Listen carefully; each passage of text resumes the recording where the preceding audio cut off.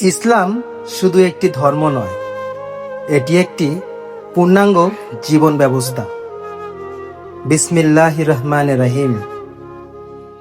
সমস্ত প্রশংসা সেই মহান আল্লাহ তাআলা, যিনি আমাদের সৃষ্টি করেছেন, রিজিক দিয়েছেন এবং ইসলামের মতো একটি শ্রেষ্ঠ নিয়ামত দান করেছেন। অসংখ্য দুরূদ ও সালাম বর্ষিত হোক আমাদের প্রিয় নবী হযরত মুহাম্মদ সাল্লাল্লাহু আলাইহি সাল্লামের প্রতি। প্রিয় ভাই ও বোনেরা, একটি প্রশ্ন দিয়ে শুরু করি। যদি পৃথিবীতে ইসলাম না থাকতো, তাহলে মানুষের জীবন কেমন হতো? হয়তো প্রযুক্তি থাকতো, বড় বড় শহর থাকতো, ধন সম্পদ থাকতো, কিন্তু মানুষের অন্তরে শান্তি থাকতো না। কারণ মানুষকে মানুষ বানানোর শিক্ষা দেয় একমাত্র ইসলাম। আজ পৃথিবীতে আমরা অনেক উন্নত হয়েছি, কিন্তু মানুষ কি সত্যিই শান্তিতে আছে? কেন এত অন্যায়? কেন এত অবিচার? কেন এত হিংসা? কেন বাবা মা অবহেলিত? কেন সন্তানরা পথ হারাচ্ছে? কারণ আমরা ইসলাম থেকে দূরে সরে যাচ্ছি। ইসলাম শুধু নামাজের শিক্ষা দেয় না, শুধু রোজার শিক্ষা দেয় না, শুধু হজ বা জাকাতের শিক্ষা দেয় না। ইসলাম শেখায় কিভাবে কথা বলতে হয়, কিভাবে ব্যবসা করতে হয়, কিভাবে প্রতিবেশীর হক আদায় করতে হয়, কিভাবে বাবা মায়ের সেবা করতে হয়, কিভাবে স্বামী স্ত্রী একে অপরের সম্মান রক্ষা করবে, এমনকি রাস্তা দিয়ে হাঁটার আদবও ইসলাম শিখিয়েছে। প্রিয় বন্ধুরা, আজকের যুব সমাজকে দেখুন। তাদের হাতে স্মার্টফোন আছে, কিন্তু অন্তরে প্রশান্তি নেই। বন্ধু আছে, কিন্তু প্রকৃত সঙ্গী নেই। হাসি আছে, কিন্তু সুখ নেই। কেন? কারণ হৃদয় আল্লাহকে ভুলে গেছে। মনে রাখবেন, যে হৃদয়ে আল্লাহ নেই, সে হৃদয়ে কখনো প্রকৃত শান্তি আসবে না। আজ দুনিয়ার বিভিন্ন প্রান্তে মুসলমানরা নির্যাতিত। অনেক জায়গায় তারা শুধু লা ইলাহা ইল্লাল্লাহ বলার অপরাধে কষ্ট পাচ্ছে। এগুলো কি আমাদের কষ্ট দেয়? কিন্তু ইতিহাস সাক্ষী, ইসলামকে কখনো শক্তি দিয়ে শেষ করা যায়নি। কারণ ইসলামের রক্ষক কোনো মানুষ নয়, ইসলামের রক্ষক স্বয়ং আমার আল্লাহ তাআলা। আমাদের দায়িত্ব ঘৃণা ছড়ানো নয়, আমাদের দায়িত্ব হলো ইসলামের সুন্দর চরিত্র পৃথিবীর সামনে তুলে ধরা। সত্যবাদিতা দিয়ে, ভালোবাসা দিয়ে, ক্ষমা দিয়ে, ন্যায় বিচার দিয়ে। একজন সত্যিকারের মুসলিম যেখানে যায়, সেখানে শান্তি নিয়ে যায়। কারণ ইসলাম মানেই শান্তি। প্রিয় ভাই আমার, মৃত্যু আমাদের সবার জন্য নিশ্চিত। ওই কবরটা আমাদের অপেক্ষায় আছে। সেদিন কেউ জিজ্ঞেস করবে না তুমি কত টাকা রেখে গেছো, কতজন তোমাকে চিনত, কত ফলোয়ার ছিল। তখন শুধুই জিজ্ঞেস করা হবে তোমার রব কে, তোমার দিন কি এবং তোমার নবী কে। তাই আজও সময় আছে। চলুন না আমরা ইসলামের পথে ফিরে আসি।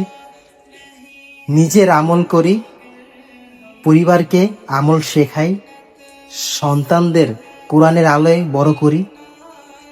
কারণ একটি নেককার সন্তান শুধু পরিবারের নয়, পুরো সমাজের সম্পদ।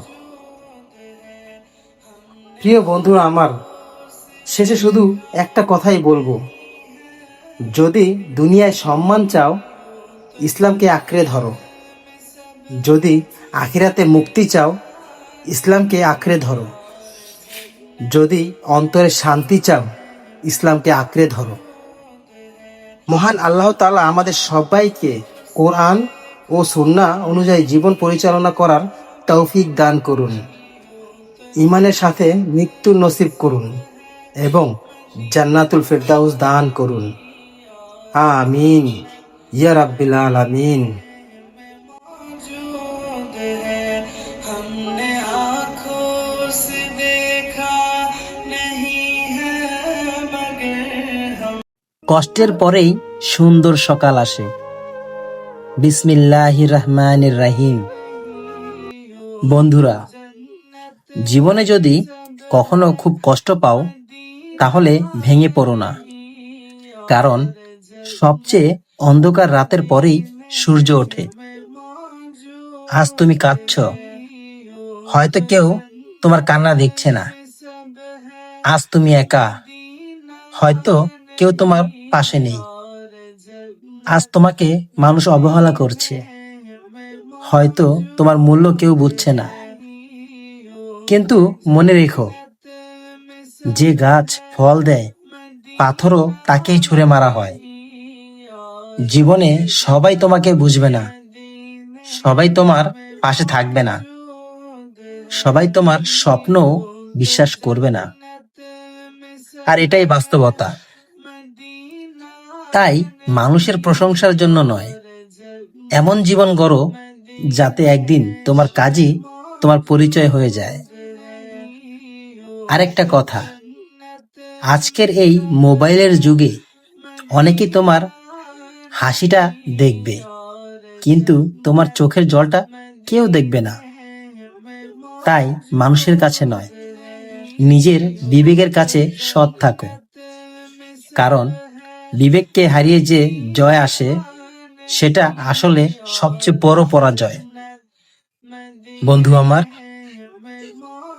ধীরে চলতে লজ্জা নেই। লজ্জা হলো স্বপ্ন দেখেও চেষ্টা না করা। হেরে যাওয়াটা ব্যর্থতা নয়, বারবার উঠে দাঁড়াতে না পারাটাই ব্যর্থতা। তুমি যদি 10 বার পড়ে যাও তাহলে 11 বার উঠে দাঁড়াও, কারণ নদী কখনো পাহাড়কে এক আঘাতে ভাঙে না। ধৈর্য আর ধারাবাহিকতায় পথ তৈরি করে। আর একটা কথা, জীবনে এমন কিছু হারিও না যেটা টাকা দিয়ে আর কখনোই ফিরে পাওয়া যায় না, যেমন বিশ্বাস, চরিত্র আর বাবা মায়ের দোয়া। এই তিনটা হারালে তোমার জীবন যতই বড়ই হোক, ভেতরটা ফাঁকাই থেকে যায়। আর এখন আমি একটা ইসলামের কথা বলি। আল্লাহ তাআলা বলেন, নিশ্চয়ই কষ্টের সাথেই রয়েছে স্বস্তি। তাই আজ যদি তোমার জীবন কঠিন হয়, হয়তো আল্লাহ তাআলা তোমার আগামীকালকে আরো সুন্দর করে লিখছেন। তুমি শুধু থেমে যেও না, নিজের উপর বিশ্বাস রাখো, আল্লাহর উপর ভরসা রাখো। সত্যের পথে ছেড়ে কখনো মিথ্যার শর্টকাটে যেও না, কারণ মিথ্যা হয়তো দ্রুত এগিয়ে যায়, কিন্তু সত্যই শেষ পর্যন্ত জয়ী হয়। তাই কিছু শেষ কথা বলে যেতে চাই। মানুষের করতালির চেয়ে নিজের বিবেকের শান্তি অনেক বড়। দুনিয়ার সফলতার চেয়ে চরিত্রের সফলতা অনেক মূল্যবান। আর আল্লাহর সন্তুষ্টির চেয়ে বড় অর্জন আর কিছুই নেই। আল্লাহ তাআলা আমাদের সবাইকে ধৈর্য, সৎ চরিত্র এবং সত্যের পথে অটল থাকার তৌফিক দান করুন। আমিন। ধন্যবাদ। সবাই ভালো থাকবেন। আসসালামু আলাইকুম ওয়া রাহমাতুল্লাহি ওয়া বারাকাতুহু। नहीं और जन्नत मदीने में मौजूद है। একটা প্রশ্ন করি, যে মানুষটা আজ তোমাকে অবহেলা করছে, যদি একদিন সেই মানুষটাই তোমার সফলতায় হাততালি দেয়, কেমন লাগবে? শোনো, জীবনে কাউকে কিছু প্রমাণ করার জন্য বেঁচে থেকো না। এমন ভাবে নিজেকে গড়ো যাতে তোমার কাজই তোমার পরিচয় হয়ে যায়। আজ তুমি কষ্টে আছো, ভালো। আজ তুমি একা আছো, আরো ভালো। কারণ একা চলতে শিখে যাওয়া মানুষটাই একদিন হাজার মানুষের অনুপ্রেরণা হয়। মনে রেখো, যারা তোমাকে নিয়ে হাসছে তারা তোমার ভবিষ্যৎ জানে না। আজকের ব্যর্থতা আগামীকালের সফলতার প্রথম অধ্যায়। একটা বীজকে দেখছো মাটির নিচে চাপা পড়ে, অন্ধকারে থাকে, বৃষ্টি সহ্য করে, তারপর একদিন মাথা উঁচু করে দাঁড়ায়। মানুষও ঠিক তেমন। কষ্ট তোমাকে শেষ করতে আসে না, কষ্ট আসে তোমাকে শক্ত করতে। আজকের এই সোশ্যাল মিডিয়ার যুগে মানুষ নিজের জীবন গড়ার চেয়ে অন্যের জীবন দেখতেই বেশি ব্যস্ত। এই অভ্যাসটাই তোমার সবচেয়ে বড় শত্রু। অন্যের জীবন দেখে সময় নষ্ট করো না, নিজের জীবন নিয়ে কাজ করো। কারণ তুলনা আত্মবিশ্বাসকে ধ্বংস করে দেয়, আর পরিশ্রম ভবিষ্যৎকে তৈরি করে। আর একটা কথা, যদি কেউ তোমাকে অবহেলা করে, হাসি মুখে সরে এসো। কারণ যেখানে সম্মান নেই সেখানে বারবার যাওয়াটাও নিজের মূল্য কমিয়ে দেয়। মনে রেখো, টাকা হারালে কিছু হারাবে, সময় হারালে অনেক কিছু হারাবে, কিন্তু চরিত্র হারালে সব কিছু হারাবে। আর এখন একটা ইসলামের কথা বলি।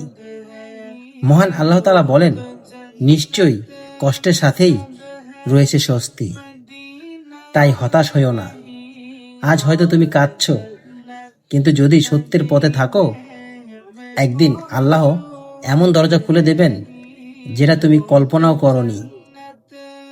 শেষে শুধু একটা কথাই বলবো, নিজের উপর বিশ্বাস রাখো, মা বাবার দোয়া নাও, সত্যের পথ ছেড়ো না, আর আল্লাহর উপর ভরসা রাখো।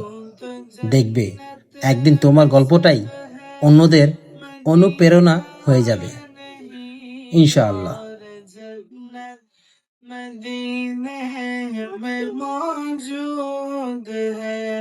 শুনলেই মন ভরে যায়।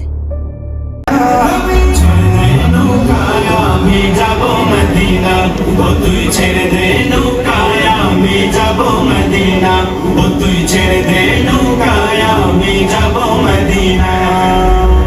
দিলের সাদ মিটায়া তোমায় দেখবো, দিলের সাদ মিটায়া তোমায় দেখবো, আমার পরাণ ভরে তোমায় দেখবো। যেহেতু দাঁড়াও দাঁড়াও ইয়া মুহাম্মদ, আমার নয়ন ভরে তোমায় দেখবো। একটু দাঁড়াও দাঁড়াও ইয়া মুহাম্মদ, আমার নয়ন ভরে তোমায় দেখবো। মদিনায় নবী এলো মা আমেনার ঘরে, হাসিলে হাজার মানি, কাঁদিলে মুক্তা ঝরে। মদিনায় নবী এলো মা আমেনার ঘরে, হাসিলে হাজার মানি, কাঁদিলে মুক্তা ঝরে। ও দয়াল আল্লাহ যার সহায়, তার কিসের ভাবনা, দয়াল আল্লাহ যার সহায়, তার কিসের ভাবনা। হৃদয় মাঝে কাবা, নয়নে মদিনা, আমার হৃদয় মাঝে কাবা, নয়নে মদিনা। হাতে দে পাল তুলে দে, মাঝি হেলা করিস না, হাতে দে পাল তুলে দে, মাঝি হেলা করিস না। ছেড়ে দে নৌকায়, আমি যাব মদিনা, ও তুই ছেড়ে দে নৌকায়, আমি যাব মদিনা, ও তুই ছেড়ে দে নৌকায়, আমি যাব মদিনা। দিলের সাদ মিটায়া তোমায় দেখবো, দিলের সাদ মিটায়া তোমায় দেখবো, আমার পরাণ ভরে তোমায় দেখবো। যেহেতু দাঁড়াও দাঁড়াও ইয়া মুহাম্মদ, আমার নয়ন ভরে তোমায় দেখবো। একটু আল্লাহ সবাইকে কবুল করুন। যে হৃদয়ে নবী সাল্লাল্লাহু আলাইহি সাল্লামের ভালোবাসা থাকে, সে হৃদয়ে কখনো শূন্য থাকে না। মদিনা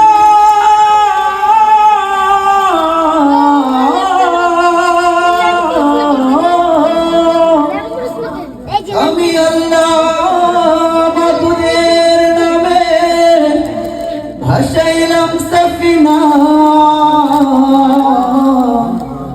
ছেড়ে দে নৌকা মাঝি যাব মদিনা। আমার হৃদয়তে কাবা নয়নে মদিনা,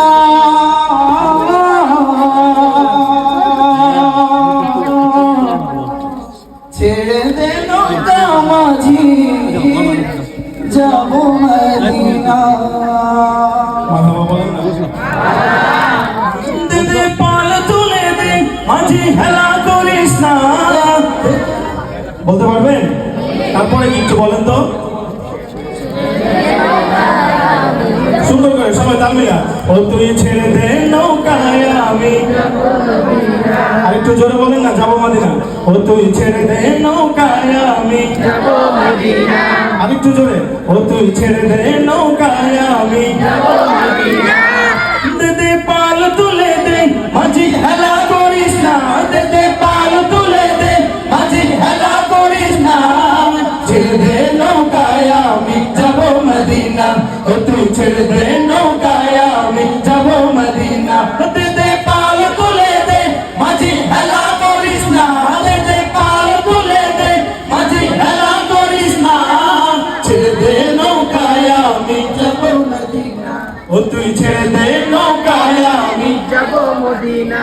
দুনিয়ায় নবী এলো আমিনার ঘরে, হাসিলে হাজার মানি কাঁদিলে মুক্তা ঝরে। দুনিয়ায় নবী এলো আমিনার ঘরে, হাসিলে হাজার মানি কাঁদিলে মুক্তা ঝরে। দুনিয়ায় নবী এলো আমিনার ঘরে, হাসিলে হাজার মানি কাঁদিলে মুক্তা ঝরে। ও দয়াল আল্লাহ যার সহায় তার কিসের ভাবনা। দয়াল আল্লাহ যার সহায় তার কিসের ভাবনা। হৃদয় মাঝে কাবা নয়নে মদিনা, আমার হৃদয় মাঝে কাবা নয়নে মদিনা। দে দে পাল তুলে দে মাঝি হেলা করিস না। দে দে পাল তুলে দে মাঝি হেলা করিস না। ছেড়ে দে নৌকায় আমি যাব মদিনা। ও তুই ছেড়ে দে নৌকায় আমি যাব মদিনা। ও তুই ছেড়ে দে নৌকায় আমি যাব মদিনা। অরুণের রৌশনীতে দুনিয়া গেছে ভরে, সে নূরের বাতি জ্বলে মদিনার ঘরে ঘরে। অনুরের রৌশনীতে দুনিয়া গেছে ভরে, সে নূরের বাতি জ্বলে মদিনার ঘরে ঘরে। অনুরের রৌশনীতে দুনিয়া গেছে ভরে, সে নূরের বাতি জ্বলে মদিনার ঘরে ঘরে। ও দয়াল মুর্শিদ যার সহায় তার কিসের ভাবনা। দয়াল মুর্শিদ যার সহায় তার কিসের ভাবনা। হৃদয় মাঝে কাবা নয়নে মদিনা, আমার হৃদয় মাঝে কাবা নয়নে মদিনা। আমার হৃদয় মাঝে আরেকটু জোরে। আমার হৃদয় মাঝে কাবা, আমার হৃদয় মাঝে কাবা নয়নে মদিনা। আমার হৃদয় মাঝে কাবা নয়নে মদিনা। দে দে পাল তুলে দে মাঝি হেলা করিস না। দে দে পাল তুলে দে মাঝি হেলা করিস না। ছেড়ে দে নৌকায় আমি যাব মদিনা। ও তুই ছেড়ে দে নৌকায় আমি যাব মদিনা। ও তুই ছেড়ে দে নৌকায় আমি যাব মদিনা। ও তুই ছেড়ে দে নৌকায় আমি যাব মদিনা। ও তুই ছেড়ে দে নৌকায় আমি যাব মদিনা। ও তুই ছেড়ে দে নৌকায় আমি যাব মদিনা। হে আল্লাহ, আমাদের সন্তানদের দ্বীনের খাদেম হিসেবে কবুল করুন এবং প্রিয় নবী মুহাম্মদ সাল্লাল্লাহু আলাইহি সাল্লামের শাফায়াত নসিব করুন, আমিন। মানুষের উপকার করো, কিন্তু নিজের আমল নষ্ট করো না। বিসমিল্লাহির রহমানির রহিম। একটি গ্রামে দুই বন্ধু ছিল, রহিম আর করিম। রহিম ছিল খুব দানশীল, মানুষের বিপদে সবার আগে এগিয়ে যেত, ক্ষুধার্তকে খাবার দিত, অসহায়কে সাহায্য করত। কিন্তু একটা সমস্যাও ছিল, যেখানেই যেত সবাইকেই বলতো, ওর জন্য আমি এত কিছু করেছি, ওকে আমি বাঁচিয়েছি, আমার সাহায্য না পেলে ও কিছুই করতে পারতো না। অন্যদিকে করিম খুব বেশি দান করতে পারতো না, কিন্তু একটা জিনিস সে খুব ভালো জানতো, মানুষের গোপন কথা গোপন রাখা। একদিন একজন তার কষ্টের কথা বিশ্বাস করে করিমকে বলল। করিম সেই কথা কাউকে বলল না, কিন্তু রহিম একই ধরনের একটি গোপন কথা শুনে আরেকজনকে বলে দিল। তারপর সেই কথা ছড়িয়ে পড়ল দুই বন্ধুর মধ্যে। ভুল বোঝাবুঝি শুরু হলো, সম্পর্ক ভেঙে গেল, পরিবারের অশান্তি শুরু হয়ে গেল। তখনই গ্রামের এক বৃদ্ধ বললেন, মানুষের উপকার করা ইবাদত, কিন্তু সেই উপকারের বড়াই করা ইবাদতের সৌন্দর্য নষ্ট করে দেয়। আর মানুষের গোপন কথা ফাঁস করা শুধু একটি সম্পর্ক নয়, অনেক হৃদয় ভেঙে দেয়। মনে রেখো, ইসলাম আমাদের শুধু দান করতে শেখায় না, মানুষের সম্মান রক্ষা করতেও শেখায়। ভালো কাজ করো, কিন্তু তা নিয়ে অহংকার করো না। কেউ বিশ্বাস করে কোনো কথা বললে সেটাকে আমানত মনে করো, কারণ একটি মুখের ভুলে এমন আগুন জ্বলে উঠতে পারে যা বহু বছরের সম্পর্ককেও পুড়িয়ে দিতে পারে। তাই আজই আমরা সবাই সিদ্ধান্ত নেই, আমরা উপকার করব শুধু একমাত্র আল্লাহর জন্য, প্রশংসার জন্য নয়। আর মানুষের গোপন কথা আমাদের বুকের ভেতরেই রাখবো, কারণ আল্লাহ সবচেয়ে বেশি ভালোবাসেন সেই ব্যক্তিকে যার হাত ও জিহ্বা থেকে অন্য মানুষ নিরাপদ থাকে। সুবহানাল্লাহ। ভাবুন তো, এক টুকরো কাগজের নাম টাকা। এটা কথা বলতে পারে না, না হাঁটতে পারে, না কাউকে ভালোবাসতে পারে। তবু আজ মানুষ এই কাগজের জন্য নিজের সততা বিক্রি করছে, সম্পর্ক ভাঙছে, এমনকি আল্লাহকে পর্যন্ত ভুলে যাচ্ছে।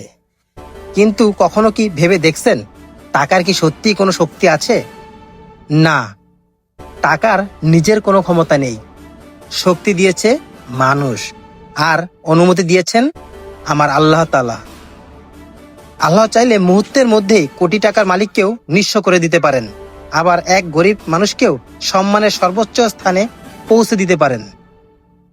টাকা আপনার বিছানা কিনে দিতে পারে, কিন্তু ঘুম নয়। টাকা ওষুধ কিনে দিতে পারে, কিন্তু সুস্থতা নয়। টাকা মানুষ জোগাড় করতে পারে, কিন্তু সত্যিকারের ভালোবাসা নয়। টাকা দেহের চিকিৎসা করতে পারে, কিন্তু আত্মার শান্তি কিনতে পারে না। সবচেয়ে ভয়ঙ্কর সত্য হলো, মৃত্যুর সময় আপনার ব্যাংক ব্যালেন্স, জমি, গাড়ি কিংবা সম্পদ কিছুই আপনার সঙ্গে যাবে না। সাদা কাফনের কাপড়েও কোনো পকেট থাকে না। আপনার সঙ্গে যাবে শুধু আপনার আমল। তাই ভাই, টাকা উপার্জন করুন, কিন্তু টাকার গোলাম হবেন না। টাকা আপনার হাতে থাকুক, কিন্তু হৃদয়ে নয়, কারণ যে হৃদয়ে টাকার চেয়ে আল্লাহর ভালোবাসা বড়, সেই মানুষটি প্রকৃত ধনী। প্রিয় বন্ধুরা, মনে রাখবেন, টাকা আপনার জীবন বদলাতে পারে, কিন্তু আখিরাত বদলাতে পারে শুধু আপনার ঈমান ও নেক আমল। তাই টাকাকে নয়, আল্লাহকে জীবনের সবচেয়ে বড় শক্তি বানান, ইনশাআল্লাহ।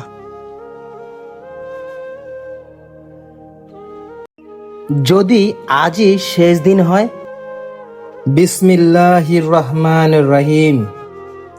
নামাজ, শেষ সুযোগটা হারিয়ে ফেলো না। একবার চোখ বন্ধ করে কল্পনা করুন, আপনার জানাজা পড়ানো হচ্ছে। যে মানুষগুলোকে খুশি করার জন্য আপনি সারা জীবন ব্যস্ত ছিলেন, তারা আজ আপনাকে কাঁধে করে কবরের দিকে নিয়ে যাচ্ছে। আপনার মোবাইল অন্যের হাতে, আপনার ঘর অন্যের দখলে, আপনার টাকা পয়সা সবই ব্যাংকে রয়ে গেছে। শুধু আপনি আর আপনার আমল আপনার সাথে। হঠাৎ যদি আল্লাহ তাআলা জিজ্ঞেস করেন, হে আমার বান্দা, আমি দিনে মাত্র 5 বার তোমাকে আমার সামনে দাঁড়াতে বলেছিলাম, তুমি কেন এলে না? সেদিন আপনার উত্তর কি হবে? কাজ ছিল, ব্যবসা ছিল, বন্ধুদের সাথে আড্ডা ছিল, নাকি ফুটবলের ম্যাচ ছিল, নাকি অন্যান্য খেলার সময় ছিল?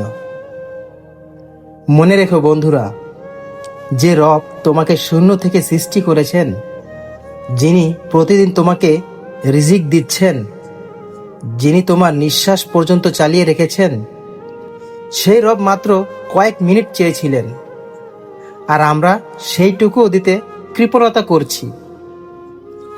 কোরআনে আল্লাহ তাআলা বলেন, নামাজ অশ্লীলতা ও মন্দ কাজ থেকে মানুষকে বিরত রাখে।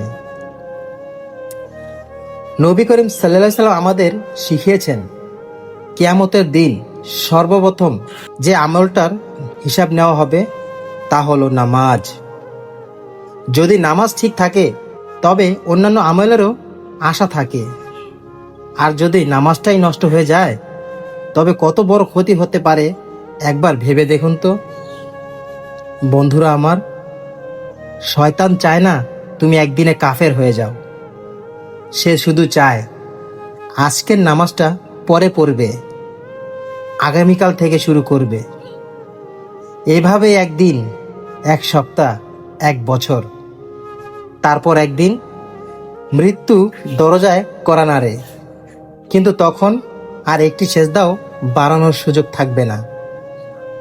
আজ তুমি নিজেই সিদ্ধান্ত নাও, আজানের ধ্বনি শুনে সাড়া দেবে, নাকি একদিন আফসোস করে বলবে, হায় যদি আরেকবার দুনিয়ায় ফিরে যেতে পারতাম।